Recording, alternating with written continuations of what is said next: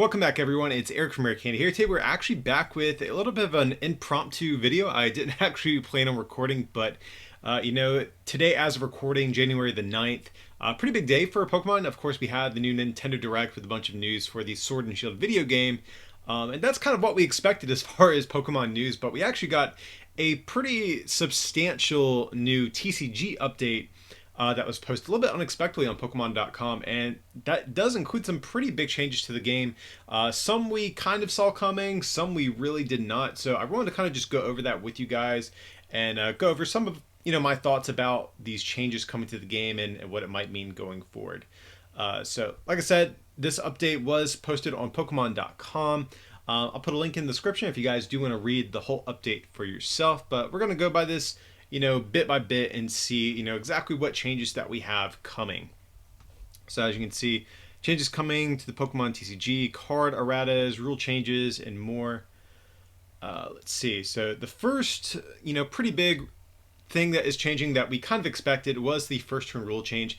If you guys know Japan, they had a change to the first turn rules where the player going first, not only can they not attack, but they also can't play a supporter card. And though we hadn't had any confirmation about that being the case internationally, it was really just a matter of time before we got this clarification. As you can see right here, the first turn rule change is going to be in effect.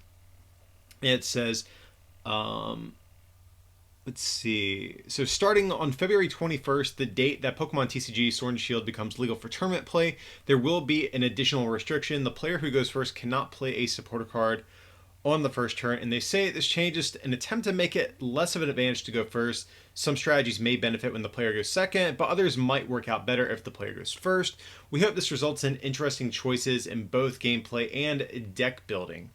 So, I mean, we've seen the first turn rules change over the years. There's been formats where you can do everything on the first turn, others where you can't play like trainer cards. So it's not really a big deal that they're shaking up the first turn rules.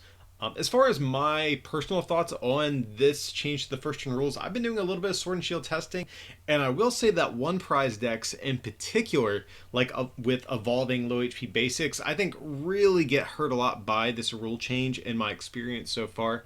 That's something I don't like, but at the same time, your big dummy glue eater big basic decks, they also can't welder on the first turn and do all that type of stuff, but so we'll have to see how it's ultimately going to play out. But right now, my initial thoughts are I'm not too excited about the first turn rule change. But hey, I don't mind shakeups to the game.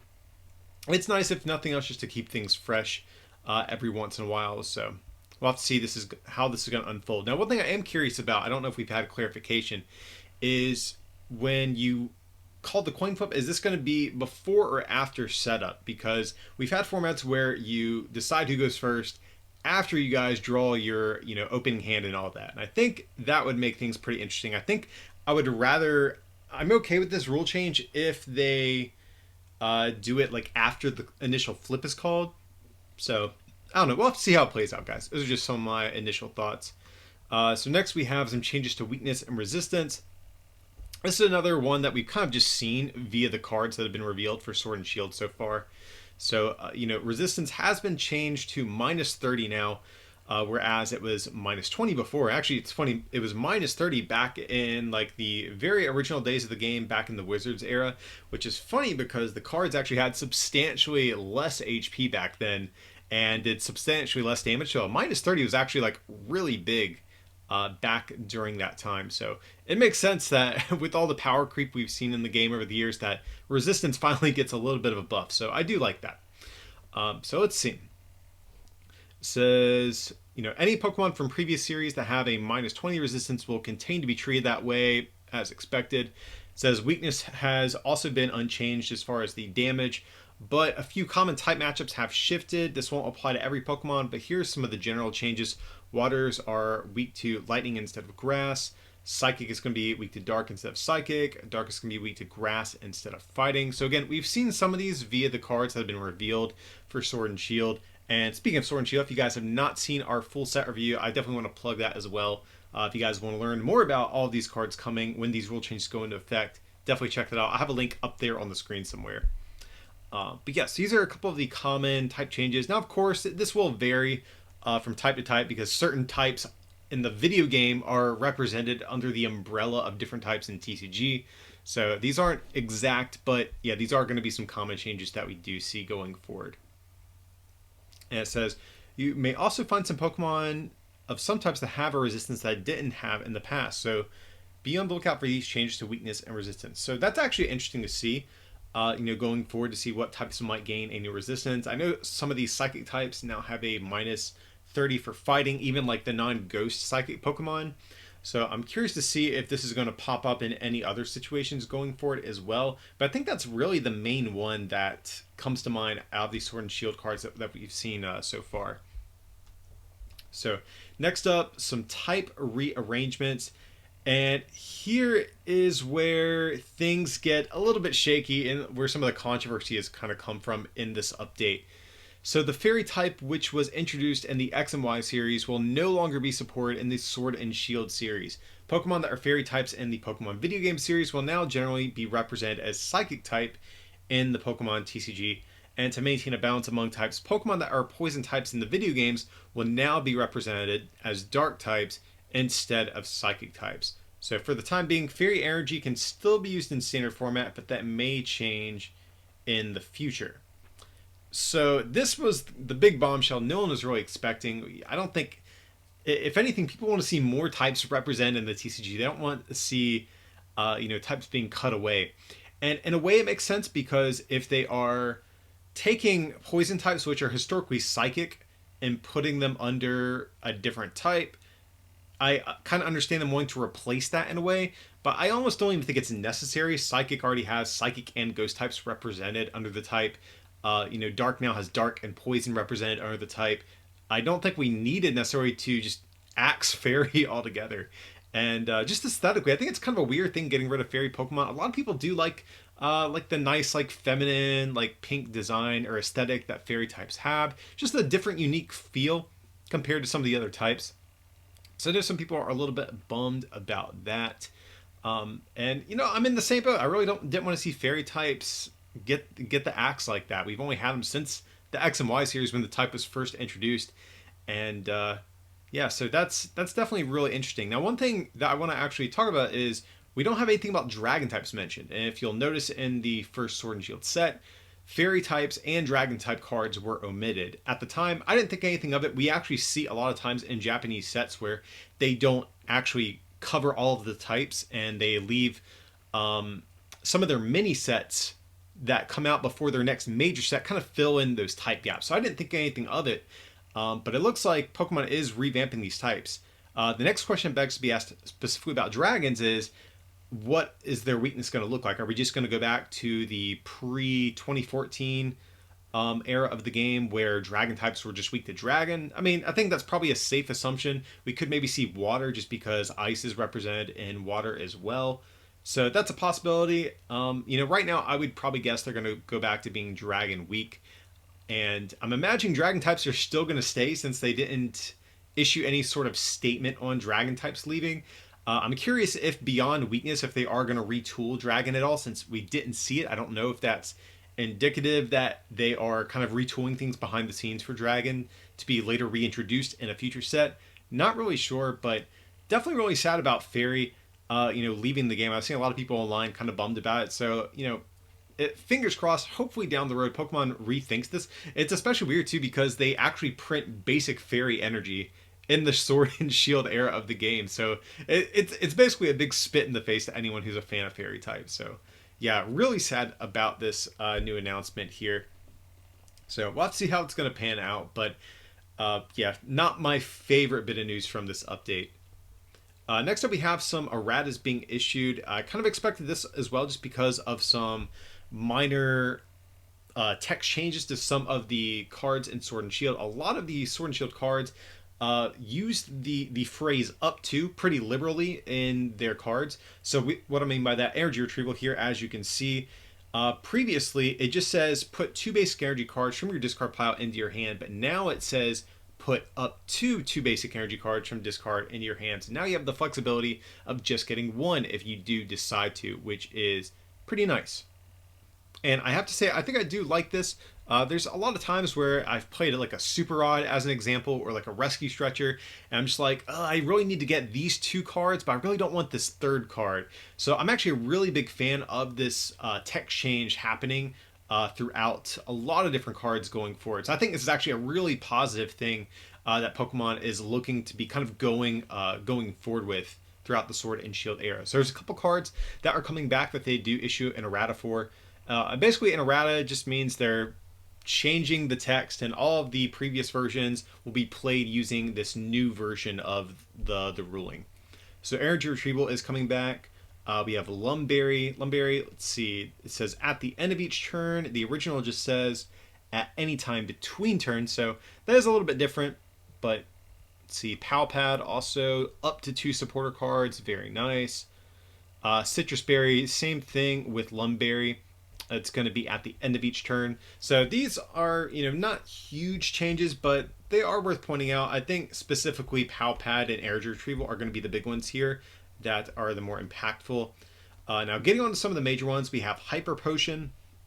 I also don't remember what Hyper Potion did. I quit playing during the e-reader era of the game, so I don't remember offhand what Hyper Potion does.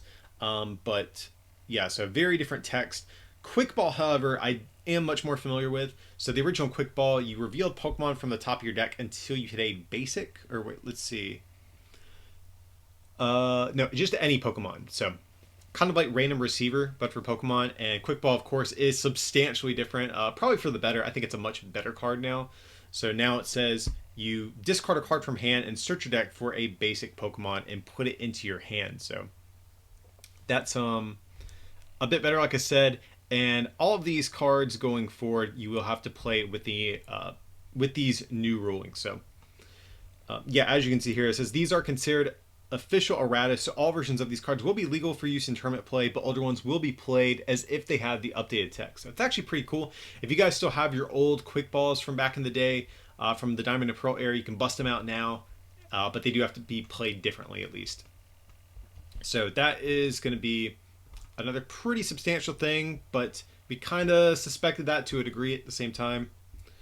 Next up, this is another, I think, pretty interesting part of this update. So one of the big, I think, revelations from Sword and Shield was that when we got Professor's Research revealed, it said Professor Magnolia on like the side of the card. And we knew something was up with that because normally it would just say Professor's Research, or it would just be called Professor Magnolia. But the fact that it has like this additional name kind of designated on the side here like that is, kind of raise some questions. But let's see what Pokemon is saying about it. So the card Professor's Research will debut in the Pokemon TCG Sword and Shield. Players may remember this card's effect from previous cards like Professor Sycamore and Professor Juniper, of course. From now on, instead of giving the card a new name each time, the name Professor's Research will be used. If the card is updated in the future, the new Professor's name will appear in the upper right-hand corner of the card, but the name will remain Professor's Research. So that means if we got a Professor Sycamore reprint, it would still be called Professor's Research, but just with the Professor Sycamore like notation or whatever you want to call it on the side there. It says in the expanded format, there's already a rule that says you can't include Professor Sycamore and Juniper in the same deck. Players must choose one or the other. The same rule applies to Professor's Research, meaning it cannot be in the same deck as Professor Sycamore and Juniper. So this actually went in kind of a different way than I expected, and I'm actually a little bit disappointed with the reason for this change. So while I think this makes sense, I think a lot of us in the community were kind of excited to see what they were going to do with Professor's Research cards, because everyone kind of anticipated they were going to print multiple cards with the Professor's Research name, and you would have to kind of mix and match what you might want. So like, let's say for example, they reprinted something like Guzma, easy example, and it was under the Professor's Research name, but maybe themed after a different card or a different character from the game. Well, you wouldn't be able to have 4 of the discard your hand draw 7, and you wouldn't have 4 of the Guzma reprint effect as well. So it kind of bums me out that that's not the case, because I think that would have really enabled some creative deck building. I was really excited to kind of see how they were going to handle that, but the fact that they're doing this just as a way to get around the Professor Sycamore Juniper situation is a little bit less exciting, to be honest. So I mean, who knows? Maybe they'll surprise me, and maybe they will still print other cards with different effects other than the discard draw 7 under the Professor's Research name. So, yeah, I'm a little bit disappointed in that. Right now, I'm actually kind of in the camp that I'm not expecting them to print additional cards beyond the discard draw 7 effect. But, I have a little bit of hope I have to cling on to. I think that would be a really cool thing for the Sword and Shield era of the game. But nevertheless, in regards to this entire thing, I think this makes sense and will make it pretty easy to keep track of in the future if they do want to reprint this effect. So it's definitely a good thing either way, but it just kind of shoots down some of the really, I think, fun assumptions that people were making about the Sword and Shield era. Next up, we have Pokemon Checkup. So this is basically just a rebranding of a certain text on the cards. So it says a new term called Pokemon Checkup will replace the phrase between turns, but it works the same way. After player's turn is complete, you'll enter Pokemon Checkup before going into the player's next turn. So here are the steps that occur during Pokemon Checkup. Just list, you check special conditions, abilities, check for a knockout, etc. So this is largely going to be remained unchanged, just kind of like a text update. Not sure if this was really needed or not, but it's fine. Doesn't really hurt anything. Similarly, we have something called Recover, much like in the same way as Pokemon Checkup. This is kind of just a minor text change that is coming to cards that doesn't really impact anything. So it says, back during the Black and White series, the term heal was introduced. For example, the card potion says, heal 30 from one of your Pokemon. Prior to that, it would have said remove 3 damage counters from one of your Pokemon. So literally just like the same effect, it's just phrased differently. Same thing here. Recover is basically just going to be effect or a phrase used to remove special conditions. So before, as it even says here, it would say remove all special conditions, but now it says recover instead. So again, it's fine. Doesn't really impact anything substantially.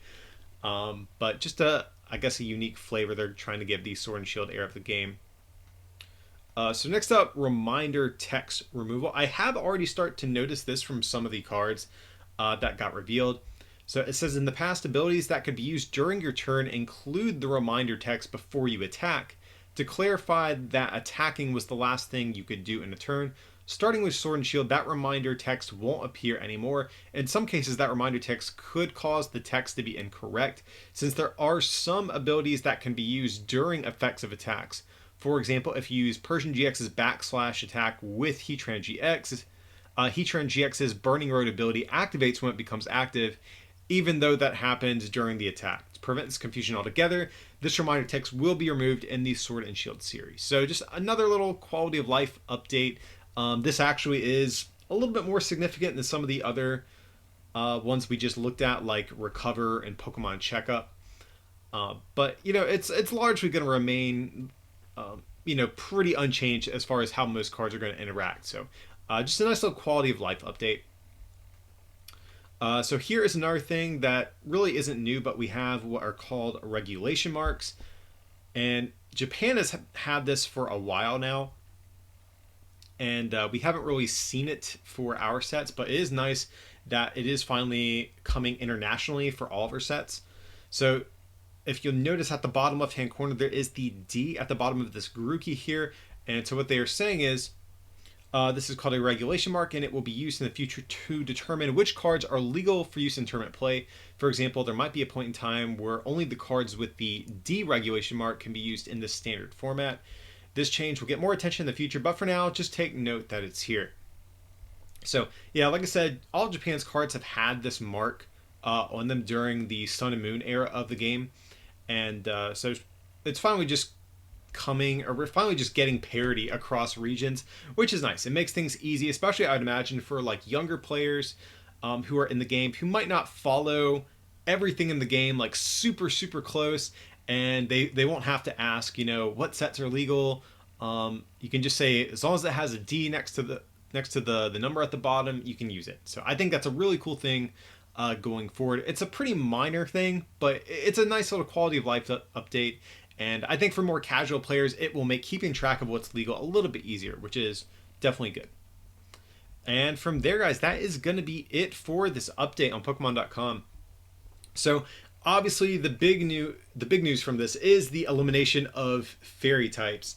It's kind of funny, like with the Pokemon Direct that they had for the video games, we finally had a bunch of new Pokemon coming back into the video games, and at the same time, we are axing a lot of these fairy types from the TCG, which is annoying. Now, granted, like it even mentioned in the article here, though, fairy types are still going to be in the game, but they're just going to be represented as psychic Pokemon. So they're not going anywhere. They're just kind of being re-represented under a different type, which I guess it'll probably be fine. But still, like I said, really sad to see fairy types go overall. But yeah, guys, a couple different things to break down here. What do you guys think about all of these new changes coming to the game? Definitely sound off below in the comment section. Are you happy about fairy types leaving, or are you mad like a lot of other people in the community? Definitely sound off below in the comment section. Let us know what you're thinking about all these changes coming. And of course, guys, if you are gearing up for the new Sword and Shield set, definitely check out our full set review we just posted pretty recently. I'll have a link down below in the description to that as well if you guys want to learn more about some of these cards coming out in the Sword and Shield era of the game. But if you guys did enjoy this content today, feel free to like and subscribe, and consider supporting this channel by becoming a patron over at patreon.com/rarecandytcg, or by picking up some merch from our online store, rarecandytcg.com. It would mean a lot. But as always, thanks so much for watching, and we'll see you next time.